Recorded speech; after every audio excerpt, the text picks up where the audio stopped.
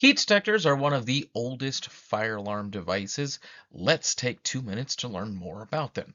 So when it comes to heat detectors, there are two types that we look at being utilized out in the field. You have your spot type heats, which is your most common, and then you have your line type heat detectors. Line type is to heat detection what beam detectors are to smokes. So you can use them in a much larger coverage area. They also provide you with the ability to have less spot type detectors and still provide good heat detection.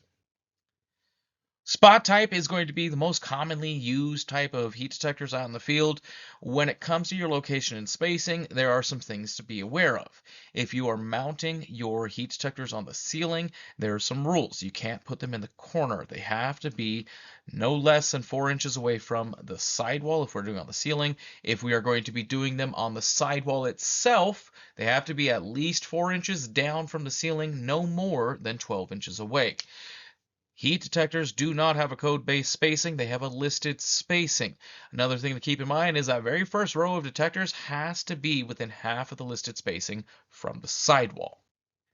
So looking at everything we just talked about in illustrated form, no corners, minimum 4 inches away. If it's on the ceiling, minimum 4 inches away from the sidewall. If it's on the sidewall, minimum of 4 inches away from the ceiling, no more than 12 inches from the ceiling itself. From one detector to the next, we use whatever the listed spacing is, and we do have to have a row of detectors within half the listed spacing off the sidewall. Now, something to consider is ceiling height. The further away that the heat detector is from the ground, the longer it's going to take for the fire and heat to rise to a temperature to activate that heat detector. So when we have ceilings that are greater than 10 feet above finished floor, there are some things we have to consider. With that, we dive into the code, and there is a table in NFPA 72.